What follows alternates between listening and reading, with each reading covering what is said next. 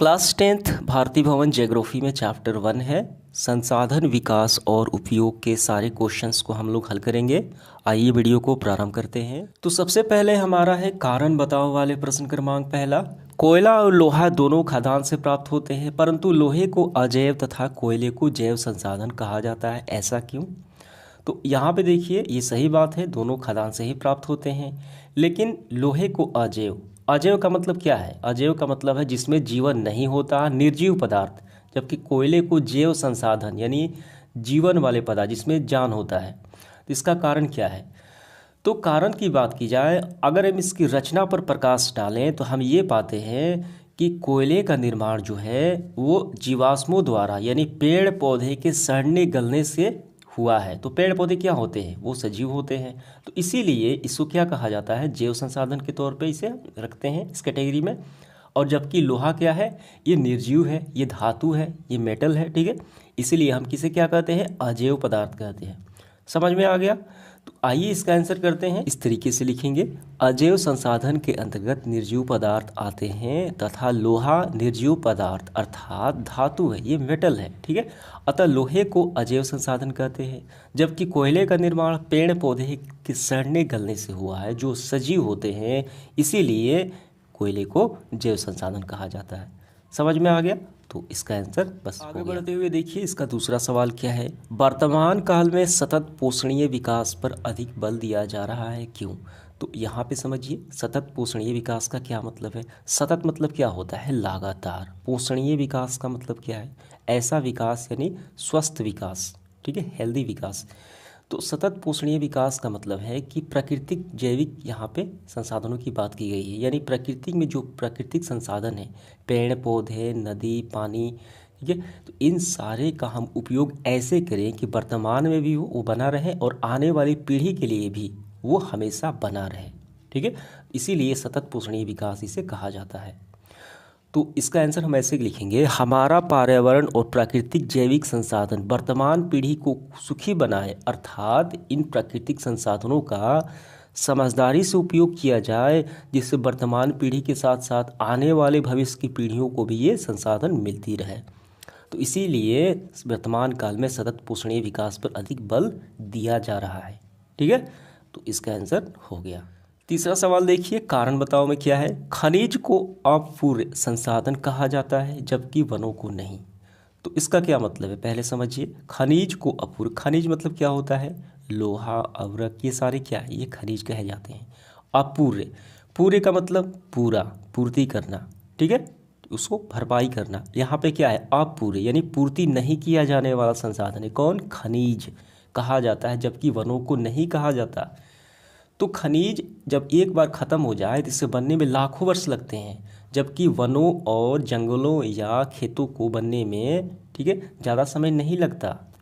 वो कुछ ही वर्षों में ये तैयार हो जाते हैं। वन हो गया, फसल हो गया, खेत हो गया, बागीचे हो गए, ठीक है। तो इसका आंसर हम ऐसे लिखेंगे, खनिजों को अपूरे संसाधन कहा जाता है, यानी इससे पूर्ति नहीं किया जाने वाला संसाधन कहा जाता है, क्योंकि ये ख़त्म होने वाले संसाधन हैं जो दोबारा प्राप्त होने में लाखों वर्ष लगते हैं। एक बार लोहा ख़त्म हो गया, एल्युमिनियम ख़त्म हो गया, सोना ख़त्म हो गया, तो ये दोबारा बनने में इसको बहुत लाखों वर्ष लग जाएंगे।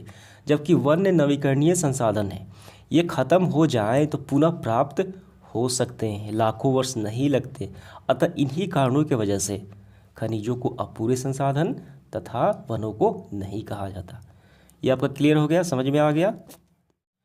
इसके बाद हमारा प्रारंभ होता है अति लघु उत्तरीय प्रश्न। संख्या है इसकी 2। पहला देखिए, संसाधन के वर्ग कौन कौन से हैं? तो हम लिखेंगे मुख्य तौर पे जो महत्वपूर्ण है प्राकृतिक संसाधन और दूसरा मानवकृत संसाधन, ठीक है। ये दो मुख्य वर्ग माने जाते हैं। तो प्राकृतिक संसाधन में भी दो आते हैं, एक नवीकरणीय और दूसरा अनवीकरणीय, ठीक है। प्राकृतिक संसाधन में नवीकरणीय कौन सा? जल, वायु, सूर्य का प्रकाश, वन, ये सारे नवीकरणीय हैं। अनवीकरणीय में कौन सा? कोयला, पेट्रोलियम, ये सारे प्राकृतिक गैस अनवीकरणीय। तो वो हमें नहीं लिखना है, बस यही दो ही आपको लिखना है। मानवकृत संसाधन में भवन, पुल, रेलगाड़ी, बांध, ये सारे क्या है? मानवकृत संसाधन में आते हैं। इसका आंसर हो गया। दूसरा, पृथ्वी सम्मेलन कब हुआ था वो बताना है हमें। पृथ्वी सम्मेलन ब्राज़ील के रियो दी जेनेरो, यानी एक शहर है, 3 से 14 जून, ठीक है, 1992 में हुआ था, ठीक है। ये दोनों अति लघु उत्तरीय प्रश्न समाप्त हो गए। इसके बाद हमारा प्रारंभ होता है लघु उत्तरीय प्रश्न। इसकी संख्या 5 है। पहला देखिए, खनिज भंडार कब संसाधन बनते हैं, इन्हें किस वर्ग में अंतर्गत रखा जाता है। तो खनिज भंडार में क्या आते हैं, लोहा, अवरक, एल्युमिनियम, सोना, ये सारे क्या है, खनिज भंडार है। ये कब संसाधन बनते हैं, ठीक है, इन्हें किस वर्ग के अंतर्गत रखा जाता है। तो हम ऐसे लिखेंगे, खनिज भंडार तब संसाधन बनते हैं जब मनुष्य इसे अपनी आवश्यकताओं की पूर्ति के लिए इन्हें उपयोगी बनाकर प्रयोग करता है। लोहा कब खनिज बनता है, जब उसका हम वाहन बनाएं, कोई वस्तु बनाएं, ठीक है, तो तभी तो लोहे का उपयोग होगा अधिक से अधिक। लकड़ी कब बनता है, जब उसका कुर्सी बनाए, पलंग बनाए, टेबल बनाए, तभी तो उसका उपयोग हम कर पाते हैं। तो इन्हें अजैव संसाधन के वर्ग में रखा जाता है। किसे, खनिज संसाधन को। तो ये आपको समझ में आ गया। अपनी आवश्यकताओं की पूर्ति के लिए जब मानव उसको उपयोगी बना लेता है तब इसे क्या कहते हैं, ये संसाधन बन जाते हैं। और इसे यानी खनिज संसाधन को अजैव संसाधन में रखा गया है, ये भी हमें बताना है। तो इसका आंसर हो गया। इसके बाद देखिए दूसरा सवाल, नवीकरणीय संसाधन के कोई 2 उदाहरण देना है। ऐसे संसाधन जो प्राप्त पुनः बनते रहते हैं। समुद्र का जल, यानी ये ख़त्म नहीं हो पाते। समुद्र का जल नवीकरणीय संसाधन है। हवा है, जिससे पवन चक्कियाँ चलाई जाती है, बिजली उत्पन्न किया जाता है। सूर्य का प्रकाश भी है, सौर ऊर्जा, ठीक है, नवीकरणीय संसाधन है। बहुत सारे हैं, बायोगैस भी आ जाएगा। इसके बाद देखिए तीसरा सवाल, मानवकृत किन्हीं 4 संसाधनों के नाम लिखे। ऐसे संसाधन जिसका निर्माण मानव के द्वारा किया गया हो। भवन हो गया, पुल हो गया, रेलगाड़ी हो गई, सड़क हो गया, मोबाइल फ़ोन हो गया। ये किसने बनाया है, ये मानव ने ही बनाया है। बहुत सारी चीज़ें हैं। इसके बाद देखिए चौथा सवाल क्या है हमारा, अजैव यानी जैव और अजैव संसाधन से आप क्या समझते हैं। ऐसे संसाधन जिसमें जान होता है और ऐसे संसाधन जिसमें जान नहीं होता, जिसमें निर्जीव होते हैं, इन दोनों से क्या समझते हैं। तो हम इसका आंसर ऐसे ही करेंगे। सबसे पहले जैव संसाधन, बायोटिक रिसोर्सेस, हमारे पर्यावरण में उपस्थित वैसी सभी वस्तुएं जिनमें जीवन है, जैव संसाधन कहलाती हैं, जीवन वाली, ठीक है, ये आपको ध्यान रखना है। जैसे जैव संसाधन जीवमंडल से आते हैं, ठीक है, तो जीवमंडल में कौन रहते हैं, जिसमें जीवन, जिसमें जान होता है, वही सारी वस्तुएं पदार्थ रहते हैं। जैसे मनुष्य हो गया, मनुष्य भी संसाधन है, इसमें क्या होता है, इसमें जान होता है। मत्स्य हो गया, मछली हो गया, ठीक है, पेड़ पौधे हो गए, पशु हो गए, ये सब क्या है, ये सब जैव संसाधन के अंतर्गत आते हैं। समझ में आ गया। अब इसके बाद हमें बताना है अजैव संसाधन। तो जो संसाधन निर्जीव पदार्थ से आते हैं उन्हें अजैव संसाधन कहते हैं। जैसे मिट्टी, हवा, पानी, खनिज, पत्थर, पहाड़, इसमें जीवन यानी जान नहीं होता, ये निर्जीव पदार्थ है, इसीलिए इसे अजैव संसाधन कहा जाता है। इसके बाद देखिए पांचवा सवाल, मानव के लिए संसाधन, रिसोर्सेस जो संसाधन होते हैं क्यों आवश्यक है। काफ़ी महत्वपूर्ण सवाल है ये। तो इसका आंसर हम ऐसे करेंगे, मानव के लिए संसाधन आवश्यक है। मानव की ज़रूरतों की पूर्ति अर्थात जीवित रखने में संसाधन का ही योगदान होता है। और दूसरी तरफ अगर मानव न रहे, मानव का अस्तित्व खत्म हो जाए तो सारे पदार्थ या धन सभी पड़े के पड़े रह जाएंगे। अतः स्वयं संसाधन होते हुए भी मानव क्या है, स्वयं संसाधन होते हुए भी संसाधनों का उपभोक्ता भी है। अतः मानव के लिए संसाधन होना आवश्यक है, ठीक है। इसीलिए कहा जाता है कि मानव क्या है, ये संसाधन का उपभोक्ता माना जाता है और ये मानव के लिए संसाधन जरूरी भी है जीवित रहने के लिए, और ये संसाधन को और उपयोगी भी बना देता है। ये इसका पूरा आंसर हो गया। इसके बाद हमारा प्रारंभ होता है लॉन्ग क्वेश्चंस। इसकी संख्या 3 है। देखिए क्या है पहला, संसाधन से आप क्या समझते हैं, रिसोर्सेज से आप क्या समझते हैं, उदाहरण देते हुए स्पष्ट करें। यहाँ पे ध्यान देना है, हमें संसाधन के प्रकार वगैरह नहीं बताना है, हमें क्या बताना है, संसाधन से क्या समझते हैं परिभाषा करनी है, उदाहरण देते हुए स्पष्ट करना है संसाधन से क्या समझते हैं, ठीक है, किसे कहा जाता है।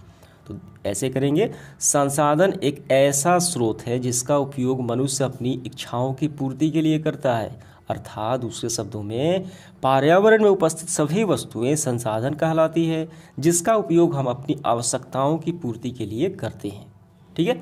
जैसे कृषि के जैसे हमें देखिए यहाँ पर उदाहरण देते हुए स्पष्ट भी करना है। जैसे हमें यहाँ पर उदाहरण, कृषि व उद्योग का विकास, ठीक है, कैसे होता है, भूमि, जल और वन खनिज के बिना संभव नहीं हो पाता, ठीक है। प्राकृतिक संसाधन में हम जल वायु के बिना जीवित नहीं रह सकते। समझ में आ गया। तो ये उदाहरण द्वारा स्पष्ट भी हो गया। और संसाधन से क्या समझते हैं, पर्यावरण की हर एक वस्तु जिसका हम उपयोग अपनी आवश्यकताओं की पूर्ति के लिए करते हैं वो संसाधन कहलाती है। ठीक है, तो ये इसका पूरा आंसर हो जाता है। समझ में आ गया। दूसरा सवाल देखिए, संसाधन हुआ नहीं करते बना करते हैं, इस कथन की व्याख्या करें। जी बिल्कुल सही बात है, संसाधन तो अपने आप होता नहीं, ये बनाया जाता है मानव द्वारा। जैसे कोई लकड़ी है, तो लकड़ी अगर पड़ा है वन में चाहे कहीं भी, उसका कोई महत्व, अगर उस लकड़ी से कुर्सी मेज पलंग बना दिया जाए तो वो ज़्यादा उपयोगी होगा। लोहा से कोई वाहन बना दिया जाए, मोटरसाइकिल ट्रक बस बना दिया जाए, वो ज़्यादा उपयोगी हो गया। तो संसाधन हुआ नहीं करते बल्कि बनाए करते हैं, बनाया जाता है। ठीक, इस कथन की व्याख्या हमें करना है। तो देखिए हम इसका आंसर ऐसे लिखेंगे। तो यहाँ पे स्क्रीनशॉट लगा दिया गया है, ठीक है, वहीं से आपको लिख लेना है। संसार में अनेक प्राकृतिक पदार्थ बिखरे पड़े हैं, जब तक उसको उपयोग नहीं होता वो संसाधन नहीं बन पाते। तो मनुष्य इसे ही संसाधन बना पाता है। ठीक है, हमें यही करना है। इसके बाद देखिए तीसरा सवाल क्या है, इस सेशन का आखिरी सवाल, आर्थिक विकास के साधन के रूप में मानव पर महत्व प्रकाश डालें। इसका मतलब क्या है, आर्थिक विकास के साधन के रूप में ऐसे वस्तुएं जो मनुष्य की रुपया पैसा आर्थिक इकोनॉमिकल कंडीशन से उसे परिपक्व बनाती हो, आर्थिक विकास करती हो, रुपया पैसा ज़्यादा लाने में मदद करती हो। ठीक है, तो मानव के महत्व पर प्रकाश डालें। जैसे खनिज हो गया, खनिज से क्या आते हैं, लोहा आता है, तो लोहा को मनुष्य क्या करता है और ज़्यादा उसको अच्छे ढंग से उपयोगी बना देता है। ठीक है, प्राकृतिक गैस हो गया, पेट्रोलियम हो गया, तो आज के डेट में ये क्या करते हैं, रुपया पैसा कमाने में ज़्यादा मदद करते हैं ये सारे संसाधन। तो मानव के महत्व प्रकाश डालें, मानव इस पर कैसे उपयोगी बना पाता है। इसका आंसर कैसे लिखेंगे हम, तो इसका आंसर हम ऐसे लिखेंगे, आर्थिक विकास के रूप में मानव सबसे महत्वपूर्ण संसाधन है। मानव ही वह शक्ति है जो इन संसाधनों की अपनी कार्यकुशलता व बौद्धिक क्षमता द्वारा, ज्ञान द्वारा, तकनीक द्वारा, ठीक है, प्रशिक्षण पाकर अन्य संसाधन का विवेकपूर्ण तरीके से विकास कर पाता है। मनुष्य आर्थिक विकास के लिए धात्विक खनिजों जैसे अभ्रक, गंधक, लोहा, अन्य कोयला, प्राकृतिक गैस का महत्व बढ़ा देता है, यानी बढ़ा रहा है। ठीक है, रुपया पैसा कमा रहा है। तो ये आपका क्लियर हो गया और ये सेशन भी समाप्त हो जाता है हमारा। धन्यवाद।